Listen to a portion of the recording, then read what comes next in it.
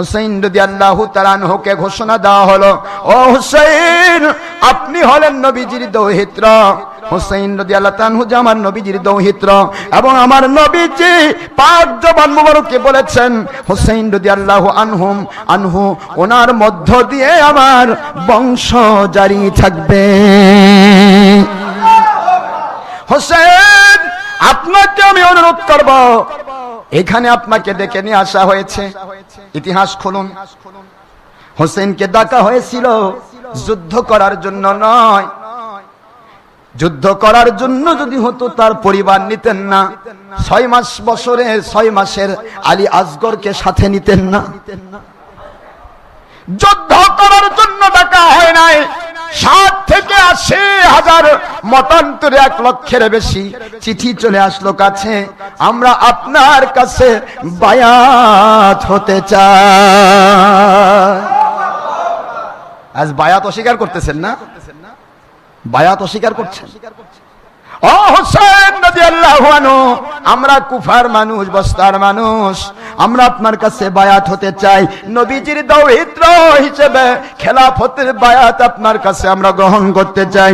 যদি না আসেন আমাদের কাছে, কিয়ামতের দিন আপনাকে আমরা আল্লাহর কাছে দায়ী করব।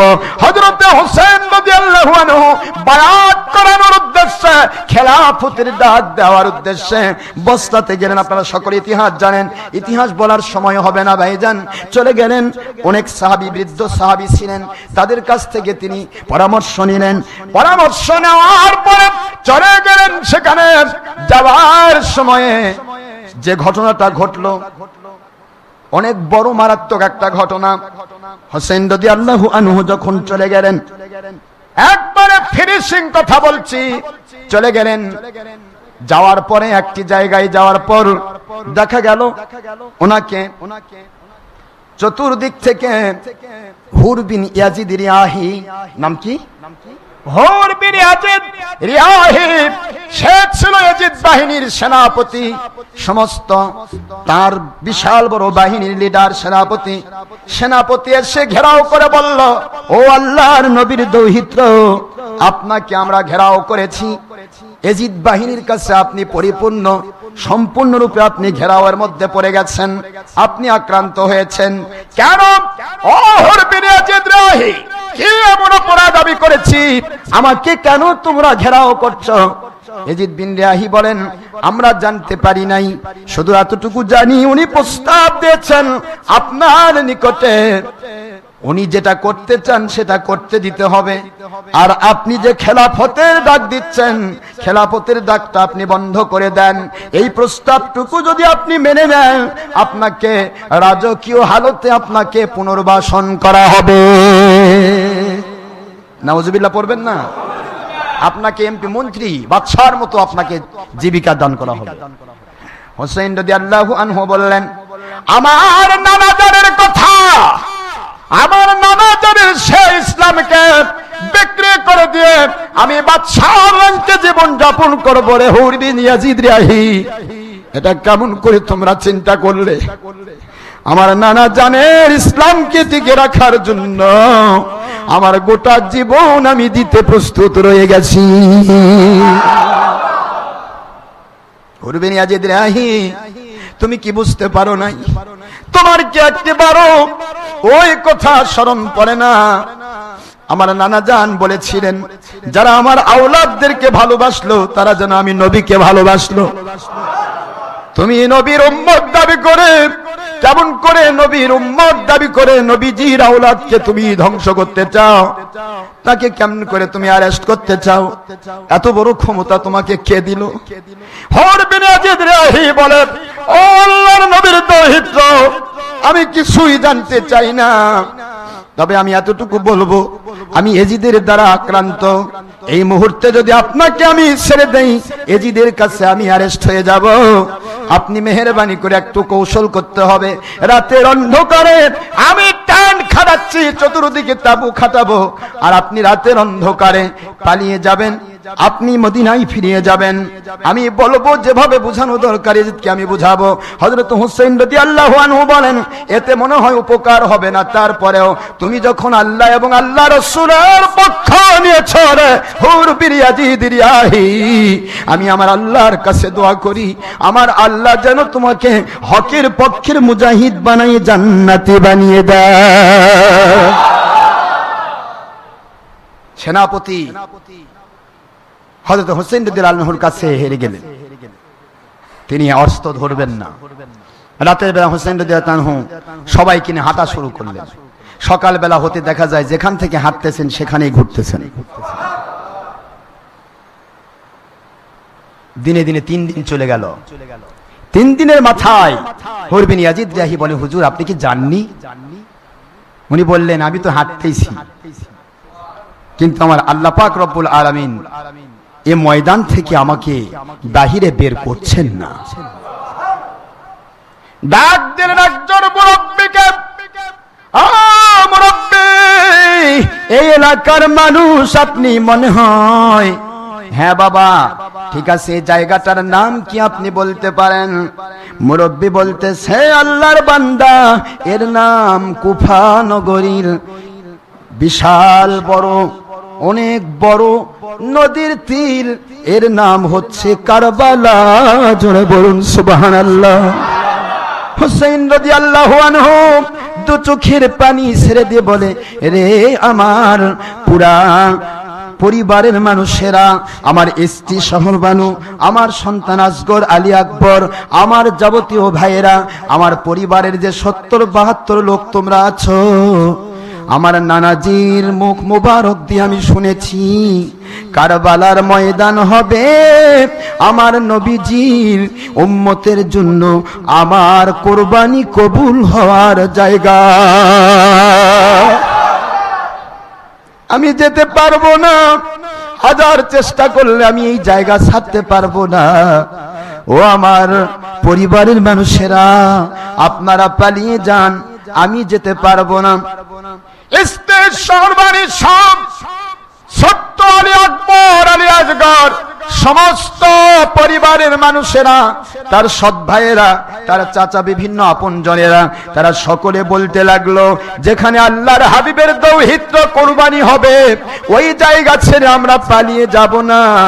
আমার নবীর দৌহিত্রের সাথে আল্লাহর হাবিবের খেলাফতের মহব্বতে আমাদের জীবনটা কুরবান করতে আমরা রাজি আছি। একজন ব্যক্তি পালিয়ে গেল না। ঠিক আছে, তাবু খাটো, তাবু খাটাতে গেল। তাবু খাটাতে গিয়ে খুঁটি গাড়বে, খুঁটির জন্য যে গর্তগুলি খনন করা হচ্ছিল, গর্তগুলির ভিতর থেকে তাজা রক্ত বের হয়ে আসছে। গর্ত খনন করে তার ভিতরে যখন খুঁটি গাড়ানো হলো, বিশাল বড় ইতিহাস। সেই রাত্রিটি ছিল আশুরা মিনাল মুহাররমের রাত। সেই রাত্রি ছিল আশুরা মিনাল মুহাররমের রাত। সেই রাত্রিতে তিনি এখানে একত্রিত হলেন, টেন্ট তাবু খাটালেন। খাটানোর পরে তারপরে সবাই মিলে একত্রিত হয়ে থাকার পরের দিনই, এটা অনেক বড় ঘটনা, হযরত হুসাইন রাদিয়াল্লাহু আনহু ওনার কাছে পাঠিয়ে দিল ইয়াজিদ যে আপনি আত্মসমর্পণ করুন, কিচ্ছু করতে হবে না, আপনাকে মারবো না, ধরবো না, অ্যারেস্ট করবো না, আপনি শুধু বলুন যে ইয়াজিদ যা করছে সেটা ঠিক, ইয়াজিদ যা করছে সেটা ঠিক। উনি বলেন, আমার ইয়াজিদ আমার নবী পাক সাল্লাল্লাহু আলাইহি ওয়াসাল্লামকে, আল্লাহ পাক রব্বুল আলামিন ওনার এবং নবী পাক সাল্লাল্লাহু আলাইহি ওয়াসাল্লাম ওনার ইসলামকে জলাঞ্জলি দিয়ে আমি ইয়াজিদকে স্বীকৃতি দেব? উনি বললেন যে এটা আমার পক্ষে সম্ভব নয়। বলে, তাহলে আপনাকে সকল দিক থেকে আমি মারবো না, তবে আপনাকে পানি বন্ধ করে দেওয়া হলো। কি বন্ধ করে দেওয়া হলো? আপনি বয়কট, চতুর্দিক থেকে বয়কট হয়েছেন, আপনার পানি বন্ধ করা হলো। ফোরাত নদীর তীর, এটা কারবালা, ফোরাত নদী, ফোরাতের পানি বন্ধ করে দেওয়া হলো। হুসাইন রাদিয়াল্লাহু আনহু বলেন, তুমি পানি বন্ধ করো আর যা বন্ধ করো, সবই তো আমার মালিকের দান, যেটাই করো আমার জন্য আমার আল্লাহ পাক রব্বুল আলামিন যেটা করবেন সেটাই আমার জন্য যথেষ্ট। সুবহানাল্লাহ। যাই হোক, আল্লাহ পাক রব্বুল আলামিন এটা শিক্ষা দিলেন যে ইচ্ছা করলে আল্লাহ কমপ্লিটলি গালেব করতে পারতেন, কিন্তু আল্লাহ এটাই বুঝালেন ইসলাম জিন্দা হোতা হে হর কারবালা কে বাদ। কারবালার এই ঘটনাকে কেন্দ্র করে সারা পৃথিবীর ভিতরে ইসলাম জিন্দা হয়েছে। জোরে বলুন সুবহানাল্লাহ। এটাকে বোঝানো হয়েছে যে যদি যায় যাবে জানতা হে, জানের চেয়ে ইমান বড়, ইমানের হালতে 1 সেকেন্ড বেশি জান্নাতে যাওয়া ভালো, বাদশাহী জীবন বেঈমানি জগতে ভালো নয়। বলছেন না কেন? জোরে বলেন। হোসেন একদিকে সাহাবী, একদিকে আওলাদে রাসূল, নবীজিকে ঘোড়া বানিয়ে নবীর শরীর, হুজুর নামাজ পড়তেছেন, হোসেন নবীজিকে ঘোড়া বানাইছে। সুবহানাল্লাহ বলেন। আখেরি নবীকে ঘোড়া বানাইছে। আল্লাহর হাবিব সাল্লাল্লাহু আলাইহি ওয়াসাল্লাম সেই হাদিসে এসেছে, হুজুর বলেন যে আমি আমার হোসেন রাদিয়াল্লাহু তাআলা যখন আমার পিঠে চড়েছে তখন আমি সেজদাকে লম্বা করে দিয়েছি যাতে করে আমার হোসেন শান্তি পায়। আর সেই হুসেনের মাথা মোড়ক কাটা হলো। বেশি দূর যেতেও যাব না, শুধু হুসেনের এই ঘটনা বলার সময় আমার নেই। মাথা মোড়ক কাটা হলো, মাথাকে আলাদা করা হলো। যদি আমি ফিলিংস দিয়ে বলি আপনারা কাঁদতে কাঁদতে হয়রান হয়ে যাবে, কিন্তু আমি ফিলিংস দেব না। আমি আপনাদের মধ্যে ইমোশন সৃষ্টি করব না এই মুহূর্তে। মূল বিষয় হচ্ছে যা হোসেন রাদিয়াল্লাহু তাআলার মাথা মোড়ক কাটা হলো, একটা বাপের হালাল সন্তান ছিল না তার সামনে এসে যুদ্ধে মোকাবেলা করে তাকে হারাবে। সব দূর থেকে হাজার হাজার তীর মেরে দিল। যখন দেখলো একসাথে হোসেন রাদিয়াল্লাহু তাআলা ওদের প্রায় 1000 মানুষকে খুন করে ফেললো, ওরা দেখতেছে আর পারা যাবে না, সব খাই ফেল দিবে। এখন দূর থেকে তীর মারার আদেশ করা হলো, বৃষ্টির মতো তীর নিক্ষেপ করা হলো।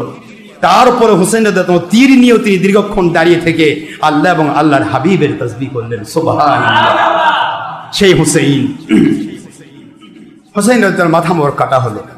যার মাথা মোড়ক কাটা হয় তিনি তো এমনি কষ্ট পেয়েছেন যথেষ্ট, তার শরীর মোবারক পড়ে থাকলো কারবালায়।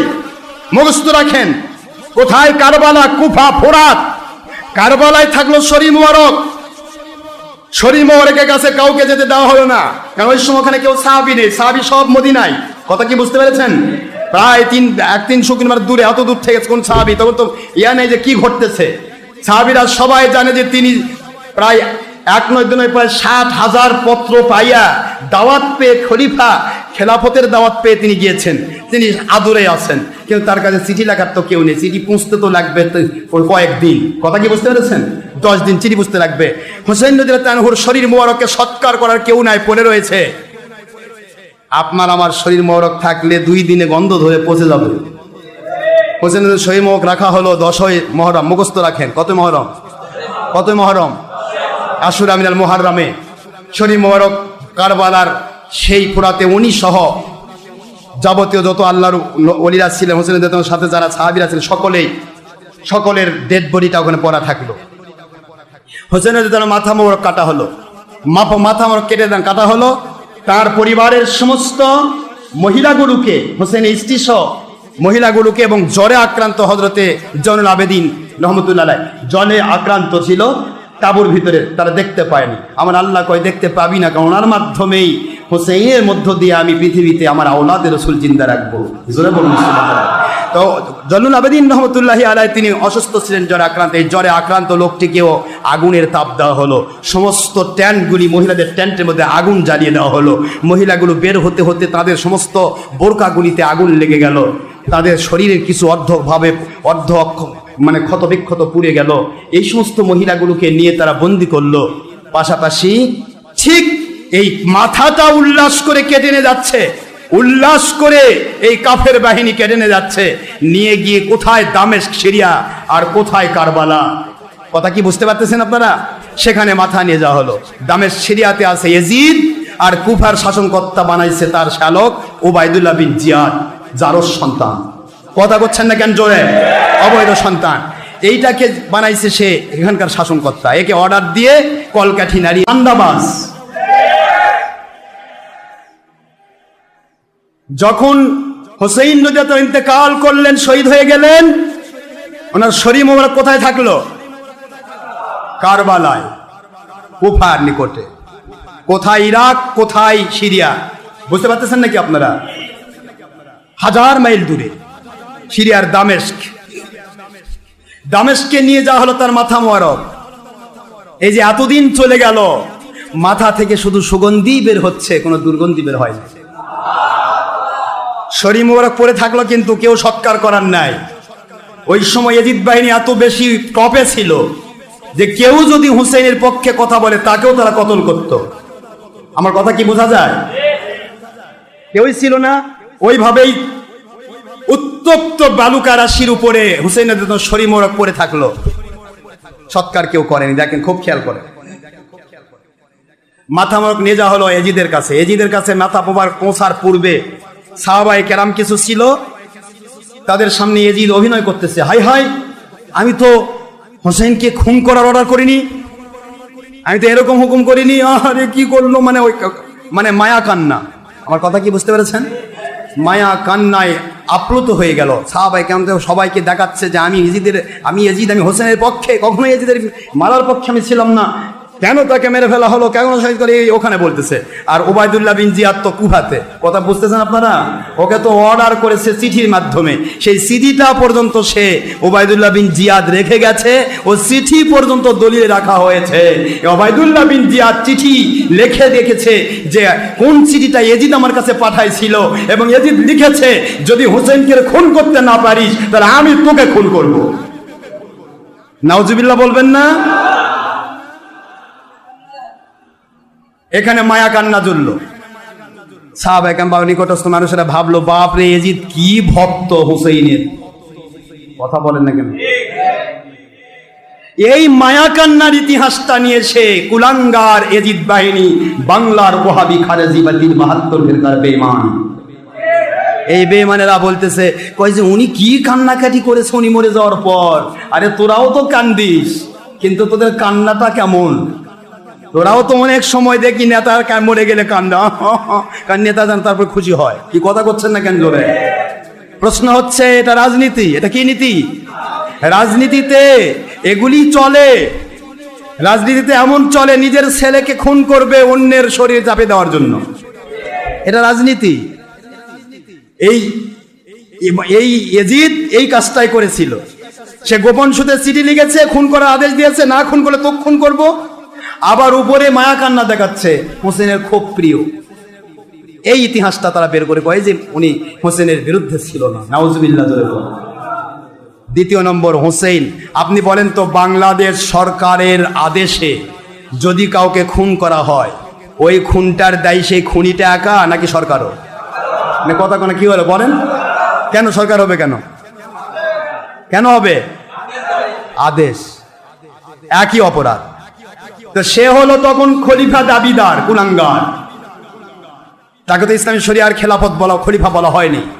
ইসলামী শরিয়ার খেলাফত বলছে আবু বকর, ওমর, ওসমান, আলী, হাসান রাদিয়াল্লাহু 6 মাস, এরপরে ওমর বিন আব্দুল আজিজ রহমতুল্লাহ আলাইহি। মাঝখানে এজিদেরটা গ্রহণ করা হয়নি, মুয়াবিয়া রাদিয়াল্লাহু তাও গ্রহণ করা হয়েছে। সুবহানাল্লাহ জোরে কোন। এক তো গ্রহণ করেনি কেউ। হানাফি মাযহাবের উত্তম কিতাব ফিকহে আকবর স্পষ্ট করেছে,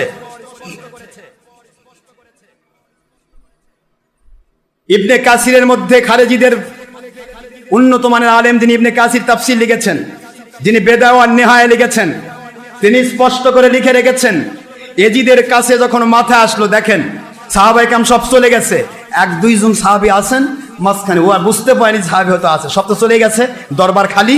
এই মুহূর্তে তার কাছে যখন মাথা নিয়ে যাওয়া হলো, মাথা মোবারকের নাকের মধ্যে, তার হাতে ছিল ছড়ি, একটা লম্বা লাঠি, মানে কঞ্চি, আমার কঞ্চি বলি না, যেটা দিয়ে বানর খেলে। বানর কি করে? বানররা দেখেন, বানরের হাতে একটা কঞ্চি থাকে না? এ বেটা তো বানর পূজারি ছিল, বানর খেলতো সব সময়। তো ওই বানরের এই কঞ্চি দিয়ে বানরকে করতো, খেলতো। সেই কঞ্চিটা মানে বাঁশের একটা চিকন একটা এইটা দিয়ে সে হযরত হোসেন রাদিয়াল্লাহু আনহুর নাক মোবারকের মধ্যে ঢুকে দিচ্ছে। মাথা কাটা, মাথা মোবারক নাক মোবারকের ভিতরে মানে লাঠি দিয়ে ঢুকাই দিয়ে বলতেছে, কেমন লাগলো খলিফা হওয়ার স্বাদ?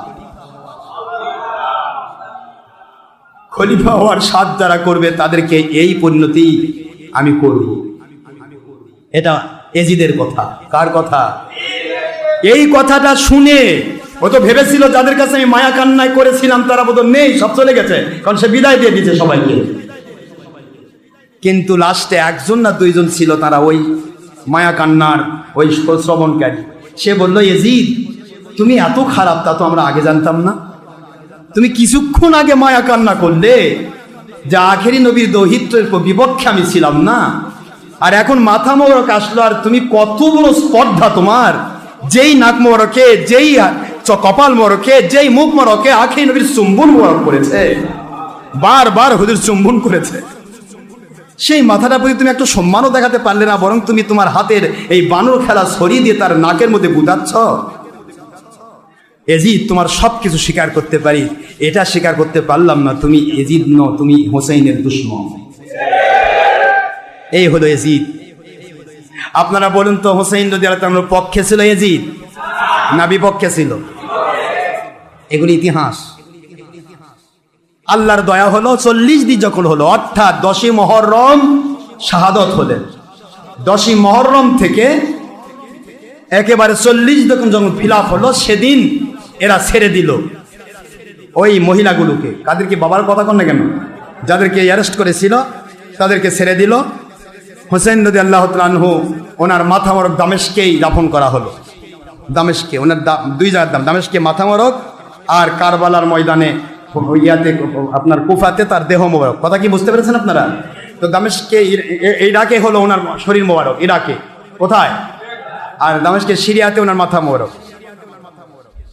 দুইটা জায়গাতেই এই যুগে যুগে আজ পর্যন্ত প্রত্যেকটা জায়গাতেই, দুই জায়গায়, এখানে শরীর মোবারক, ওখানে মাথা মোবারক, এই দুই জায়গাতেই জিয়ারতের জন্য লক্ষ জনতার ভিড় হয়।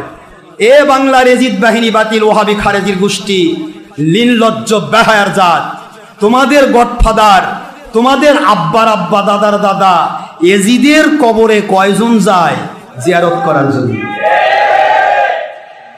এই জন্য তো তোমরা জিয়ারতের বিরোধী। হোসেন বাহিনীর পক্ষে জিহাদ করা নবীজির সুন্নত, আর এজিদ বাহিনী কয় জিয়ারত, কবর জিয়ারত লাগবে না, শিরক বেদাত। আখির রাসূল সাল্লাল্লাহু আলাইহি ওয়াসাল্লাম বলেছেন, আমি নিজে কবর জিয়ারত করি, তোমরাও জিয়ারত করো। জোরে বলুন সুবহানাল্লাহ। যাই হোক, হুজুর প্রাথমিক পর্যায়ে মুসলমানদেরকে জিয়ারত নিষেধ করেছিলেন, কিন্তু পরবর্তীতে হুজুর আবার বলেছেন, আমি জিয়ারত তোমাদের নিষেধ করেছিলাম, যেহেতু তখন তোমাদের ভিতরে পৌত্তলিক পূজার একটা ভাব ছিল, কবর পূজা করার সম্ভাবনা থাকতে পারে। এখন তোমাদের ভিতরে কমপ্লিট ঈমান ইসলাম ঢুকে গেছে, এখন আমি নিজেও জিয়ারত করি, তোমরাও জিয়ারত করবে, এবং কিয়ামত পর্যন্ত কবর জিয়ারত সুন্নত হিসেবে থাকবে। জোরে বলুন সুবহানাল্লাহ। বাবাজির আমার, এই হাদিস হলো আমাদের দলিল, আর খারেজি ওহাবির দলিল ওই আগেরটা, মানে সব ওদের ওই মানসুকগুলা, আর আমাদের সব নাসেক গুলো। আলহামদুলিল্লাহ বলবেন না জোরে? এখন প্রশ্ন হলো, এজিদ বাহিনী ছেড়ে দিল, মাথা এখানে গেল, কুফা নগরী থেকে, জেলখানা থেকে বের হয়ে পরিষ্কার কিতাব প্রমাণ করে আল্লাহর হাবিবের সাহাবায়ে কেরামের মধ্য থেকে যারা ছিলেন কয়েকজন মহিলা, কি বলে না, কয়েকজন মহিলা এবং হযরত জয়নুল আবেদিন রহমতুল্লাহ আলাইহি আওলাদে রাসূল, তিনি সকলে মিলে নিজেদের বাহন উটে চড়ে গেলেন। গিয়ে ওখানে কারবালা ময়দানে গিয়ে দেখেন হোসেন রাদিয়াল্লাহু তাআলা আনহুর কাটা শরীর মুবারক 40 দিন পার হয়ে গেছে, এখনো কাটা শরীর মুবারক, এবং যারা শহীদ হয়েছিলেন, বীরের মতো যুদ্ধ করতে জিহাদ করে শহীদ হয়ে গিয়েছিলেন, ওনার সাথে যত মানুষ গিয়েছিল, যতগুলি মানুষ জিহাদে গিয়েছিল, একজন কেউকেই এজিদ কাফের বাহিনী কোনোদিন সরাসরি যুদ্ধে শহীদ করতে পারে নাই।